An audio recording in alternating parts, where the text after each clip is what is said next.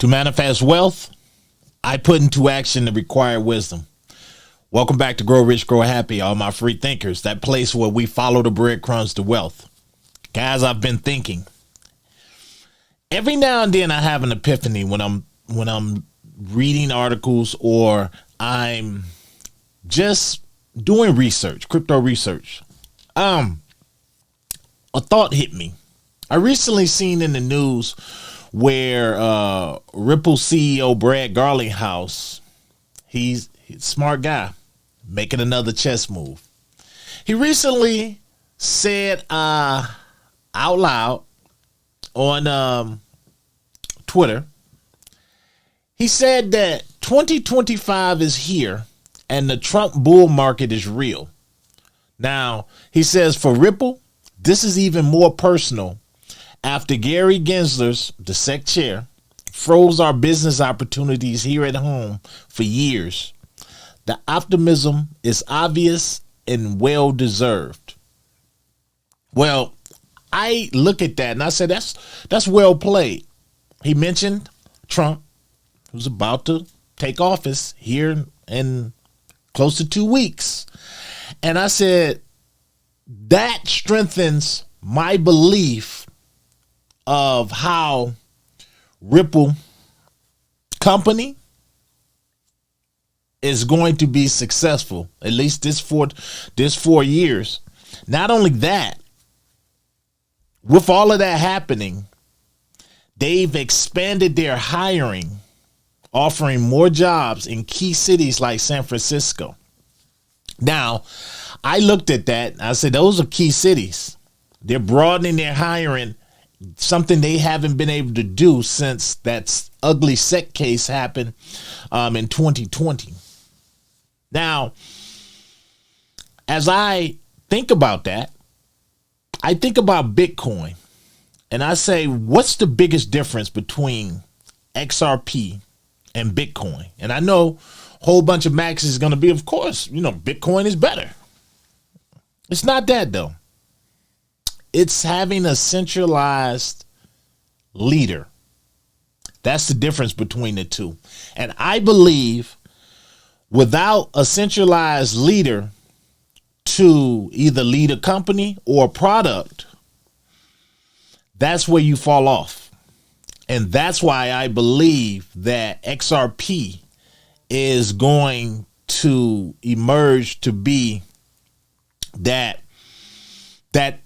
token that's looked at as a global currency force. Now, I don't want to go off too much into that. I just want to stick to this for a bit.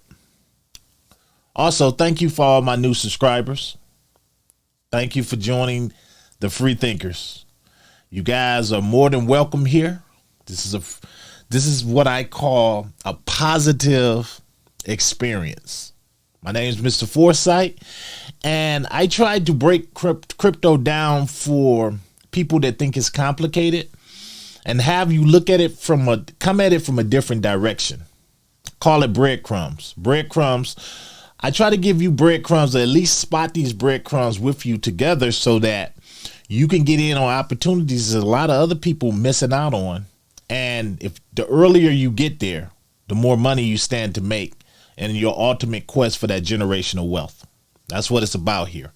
So let's continue talking about that. So I look at MicroStrategy, and from everything that I looked up, MicroStrategy is, when it comes to a publicly traded company, they hold the most Bitcoin of all publicly traded companies. And that made me think, because as I told you guys in past videos, I was like, what is MicroStrategy up to? What is he up to? He reminds me of a collector, and I'm a collector of things. This is why I try not to collect too many things, because I'm a collector and not a seller. I've collected rare toys. I've collected rare comic books. I've collected rare odds and ends. I'm just a collector, and I like to collect because I see value in the things that I purchase. And it's how I ended up with Einstein back there. Love him. But I see value in these things, but the problem is I get kind of obsessive, and I continue to buy and buy and buy with no end in sight until my wife like puts a stop to it and say, okay, no more. We don't have space for all this. You've outgrown everything. So I look at Michael Saylor like that. And he reminds me of a kid that has a new obsession, and it's Bitcoin. He's whether hell or high water, he wants to buy more Bitcoin. That's scaring a lot of investors because they're looking at that and they're like, well, what about when the bear market comes and Bitcoin starts to tank a little bit? Is our MicroStrategy stock in jeopardy? Could be.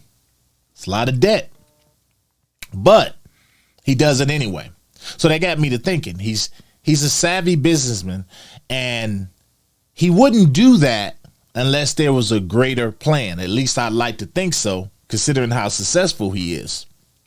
So when I look at that, I say, could it be a race to own the most Bitcoin so that you could become that centralized leader? Just a thought. Again, I don't know. But when I look at the difference between XRP and Bitcoin, I see that's the biggest difference. And that small difference, depending on where you're looking at it from,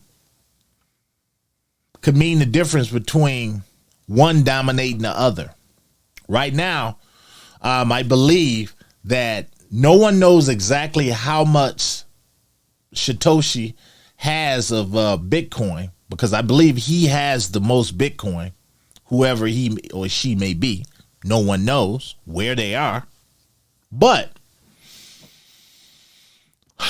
when you look at Brad Garlinghouse, he's steering that ship when it comes to XRP.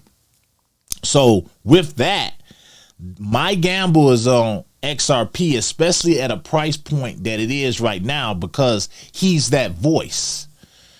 Bitcoin has many voices, and when you got too many hands in the cookie jar, we all know that story, right? I think that's the biggest difference between the two. So if I was a betting man, and this is not a slight at Bitcoin at all, it's not. It just shows me more now, like the veil has been lifted, and I'm like, I get it. Bitcoin, some are looking at Bitcoin right now as almost like a political thing. It's almost becoming political, where you're going to have nations using it as a reserve.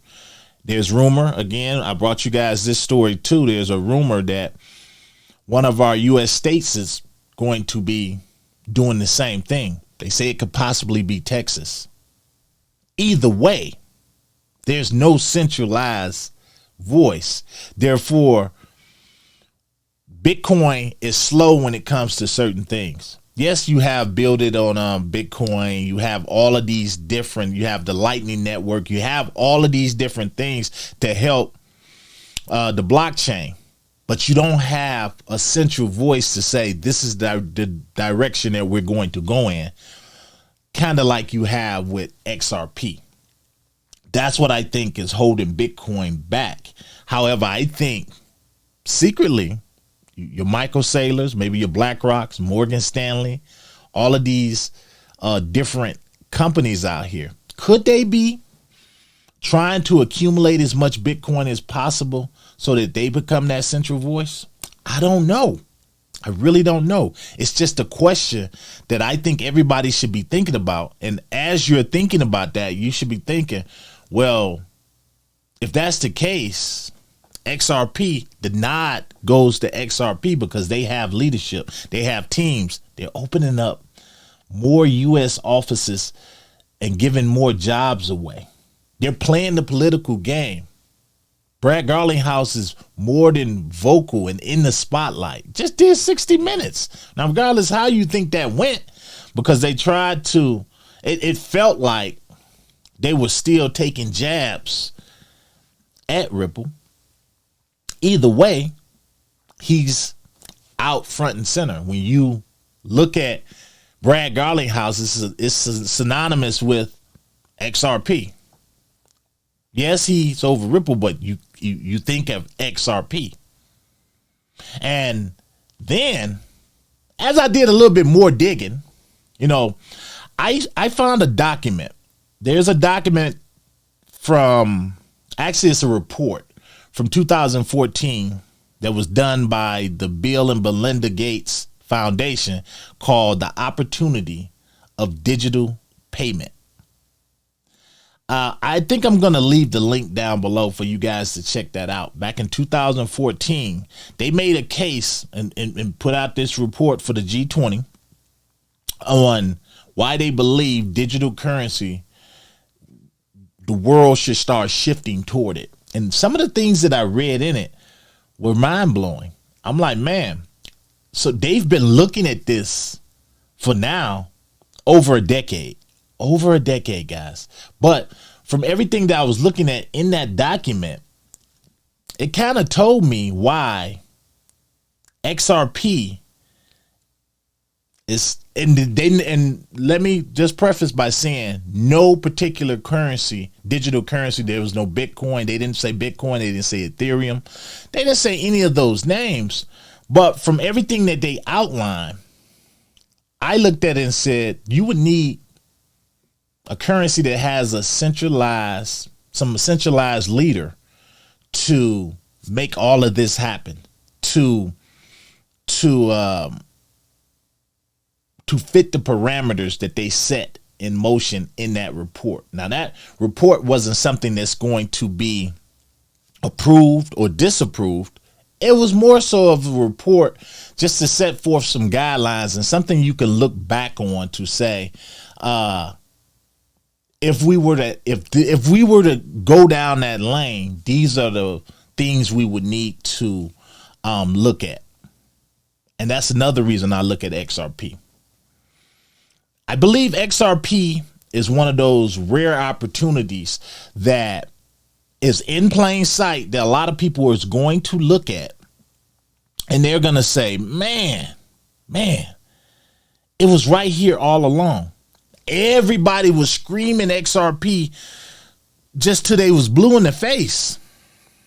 And if you were someone that missed out on it for whatever reason, because maybe you thought that because of the market cap, it couldn't do these crazy numbers, I think you should think again.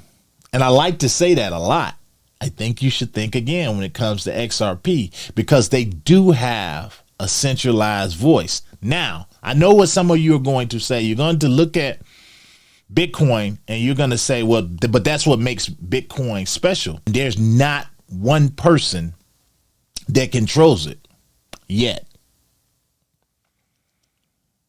That may be true, but could that one bonus or that one thing that makes it stand out above them all, could that also be the Achilles heel?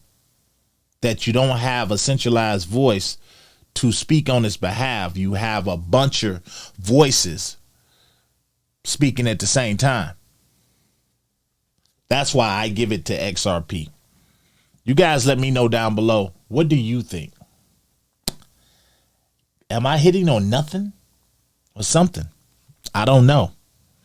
But I think, and this is not a financial advice video by any means, whether you're buying either. I still think you should hold some Bitcoin, but only if you can hold a large amount of Bitcoin. That's just what I think.